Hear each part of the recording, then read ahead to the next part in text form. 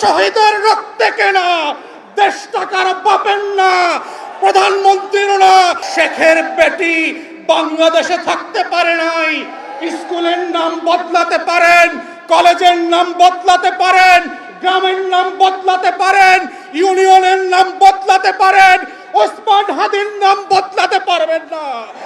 আপনারা দয়া করে জুলাইয়ের স্লোগানগুলো আবার নতুন করে শুনবেন।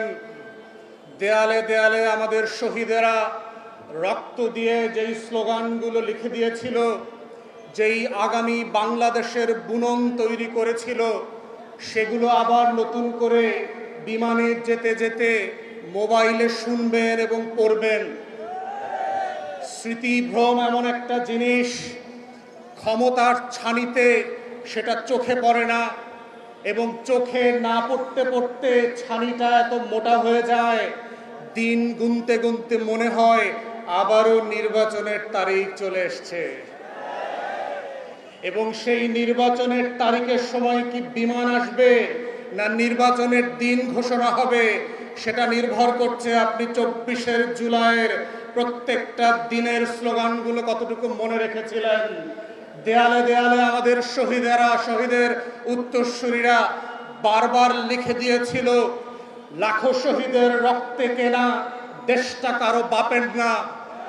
কিন্তু আমরা দেখলাম আপনাদের একজন এমপি এবং বেনামীয় মন্ত্রী, যাকে আমরা গত 17 বছর ফ্যাসিবাদ বিরোধী আন্দোলনে দেখি নাই, মিছিল মিটিং মামলা হিসাবে আসামি আকারে কোর্ট কাচারিতে দৌড়াদৌড়ি করতে দেখি নাই, তিনি তার এলাকার 4টা ইউনিয়নের নাম নিজের নামে লিখে দিলেন। ওইটাই কিন্তু হাসিনার পতনের শুরু হয়েছিল, মনে রাখিয়েন।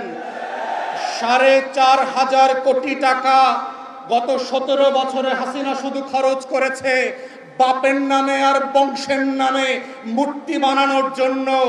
মূর্তি বানানোর রাজনীতি সফল হয় নাই। শেখের বেটি বাংলাদেশে থাকতে পারে নাই। স্কুলের নাম বদলাতে পারেন, কলেজের নাম বদলাতে পারেন, গ্রামের নাম বদলাতে পারেন, ইউনিয়নের নাম বদলাতে পারেন, ওসমান হাদির নাম বদলাতে পারবেন না। লাখো শহীদের রক্তে কেনা দেশ টাকার বাপের না, প্রধানমন্ত্রীর না, শাহ আলমের কাছেও বাংলাদেশ বিক্রি করে দেওয়া হয় নাই। অতএব আজকে যারা বিচার নিয়ে ছিনিমিনি খেলছেন, বাংলাদেশের ইতিহাসের অন্যতম যোগ্য ব্যক্তিকে আইসিটির প্রসিকিউশন থেকে সরিয়ে দিয়ে একটা অযোগ্য দালাল দলীয় লোককে দিয়েছেন। তিনি আজকে বলছেন তিনি নাকি বিচার করতে ভয় পাচ্ছেন। আপনার যদি এত ভয় লাগে, আপনি এই খাতায় নাম লেখাইলেন কেন? যারা ভীত তারা তো ওই পারে পালিয়ে গেছে। নতুন বাংলাদেশ সাহসী শহীদদের জন্য, আবু সাইদ মুগ্ধের জন্য, যারা বিচারকে নিজের শাহাদাতের সম্মাননা আকারে নিয়ে এই ফয়সালা করবে, যেটা আপনারা করতে পারছেন না, দালালি করছেন। তাই আজকে এই জায়গা থেকে মাননীয় বিরোধী দলের নেতা এবং সংসদ সদস্যদেরকে আমরা আহ্বান করছি, আপনারা সংসদে 4টা গণহত্যার জন্য স্বাধীন কমিশন করে আবার দাবি করবেন গুম খুনের বিচারের ওপেন পাবলিক হিয়ারিং হতে হবে। যেটা আমেরিকাতে, পশ্চিমা দেশগুলোতে যেই গণশুনানি হয়, গত 17 বছরের হাজার হাজার গুম হয়ে যাওয়া লাশ পর্যন্ত, স্মৃতি পর্যন্ত হারিয়ে ফেলা মানুষদের গল্প এই বাংলাদেশের 20 কোটি মানুষের ঐতিহাসিক স্মৃতি সংরক্ষণের জায়গা থেকে স্মরণে রাখতে হবে। এই কমিশনগুলো বিটিভি এবং সংসদ থেকে লাইভ করতে হবে। জুলাই জাদুঘর অবিলম্বে ওপেন করে দিতে হবে জাতির কাছে। জুলাই স্মৃতি শহীদ স্মৃতি ফাউন্ডেশন, তার কর্মকর্তা কর্মচারীরা গত 4 মাস ধরে বেতন পায় না। মাননীয় বিরোধী দলীয় নেতা, বিরোধী দলীয় চিফ হুইপকে বলছি, বাজেট সেশনে অবশ্যই আপনাদেরকে এইটা সংসদে রেজ করতে হবে।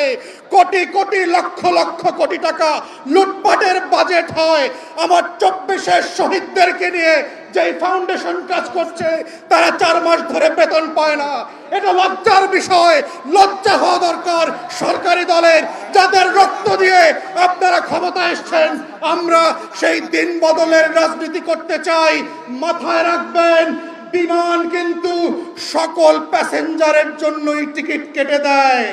মনে রাখবেন, শুধু একটা ফ্লাইট চলে গেছে বলে নতুন কোনো ফ্লাইট হবে না, সেই দিন কিন্তু হবে না। আপনারা ভুল করবেন, আপনাদের জন্য আবার বিমান রেডি করা হবে জনগণের টাকা এবং রক্তে।